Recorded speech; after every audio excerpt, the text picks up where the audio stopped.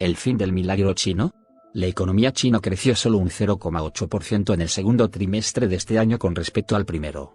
Eso ha hecho sonar las alarmas entre los economistas y también en el gobierno de Xi Jinping, que ve como las medidas que ha ido tomando en los últimos meses para estimular la economía no están surtiendo efecto. Estos estímulos por ahora se han limitado a conseguir que sea más fácil y barato pedir dinero prestado. Han bajado, por ejemplo, la entrada mínima que se exigía con las hipotecas para que los que anden escasos de efectivo no se amilanen a la hora de acercarse al banco y pedir una hipoteca. También ha flexibilizado los pagos. Una nueva ley permite a los chinos pedir una hipoteca y devolverla con más facilidades que antes. Pueden, por ejemplo, reprogramar el calendario de amortización extendiendo la duración de la hipoteca para así bajar la cuota mensual. Podríamos pensar que el gobierno lo hace para aliviar algo a los hipotecados, pero no, esa no es su intención.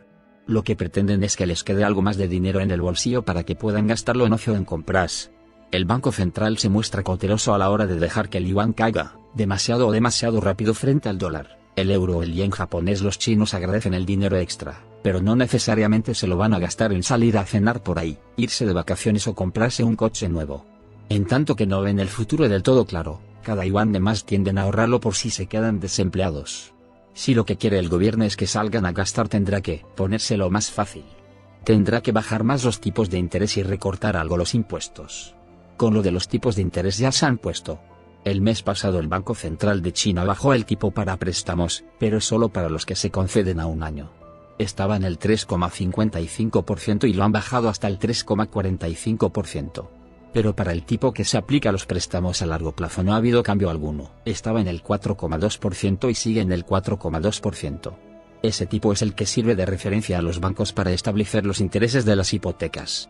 Pero el yuan no atraviesa su mejor momento. Su cambio frente al dólar y el euro cae desde principios de 2022.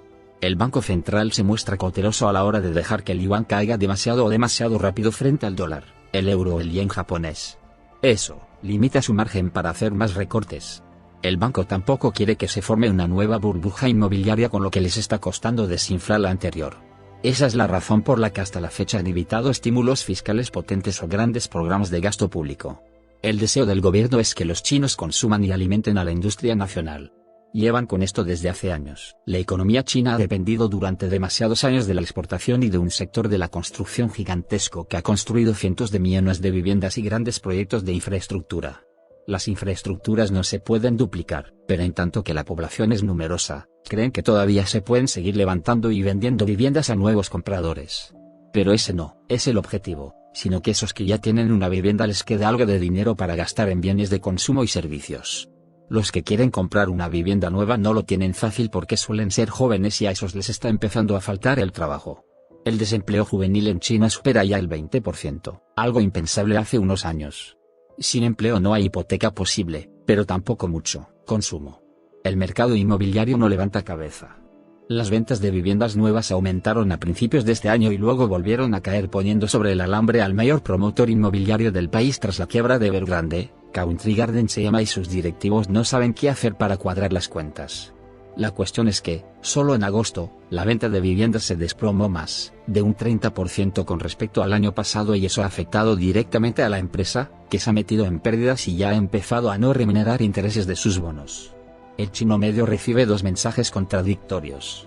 Por un lado, le piden que consuma, que salga de vacaciones y que renueve el armario. El empeoramiento de la crisis inmobiliaria ha llevado al gobierno chino a poner ciertos cebos, como las facilidades con las hipotecas o a redefinir las condiciones para que concedan un crédito. Ahí deberían andarse con cuidado porque podrían empezar a proliferar las hipotecas subprime, es decir, con alto riesgo de impago, como aquellas que desencadenaron la crisis inmobiliaria en Estados Unidos hace 15 años. Pero como la situación económica actual no pinta bien, es poco probable que la gente se ponga a comprar casas sin motivo. Más aún cuando el gobierno trata con la otra mano de desinflar la burbuja inmobiliaria. El chino medio recibe dos mensajes contradictorios.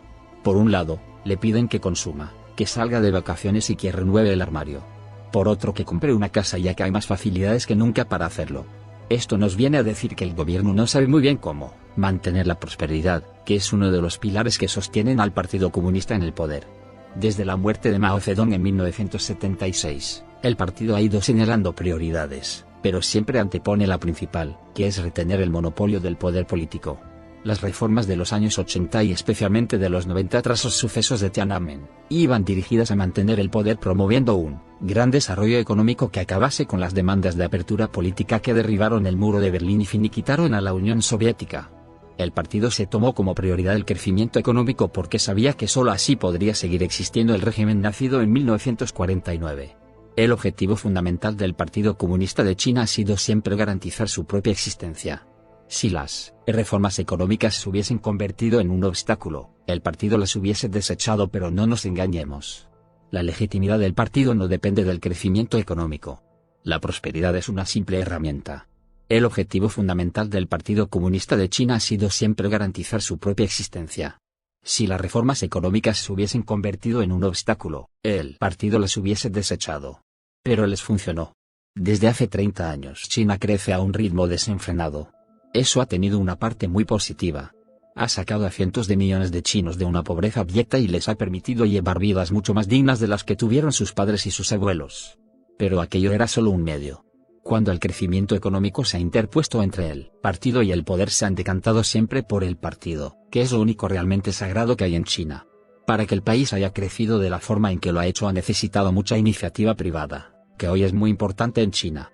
A pesar de los planes quinquenales que el partido sigue elaborando y presentando en sus congresos, desde los años 90 el sector privado ha sido el principal protagonista del crecimiento económico. El sector privado genera aproximadamente el 60% del PIB, el 80% del desarrollo urbano, el 90% de los nuevos empleos y casi toda la innovación. Cuando se producen conflictos, el partido no duda en perjudicar a la economía.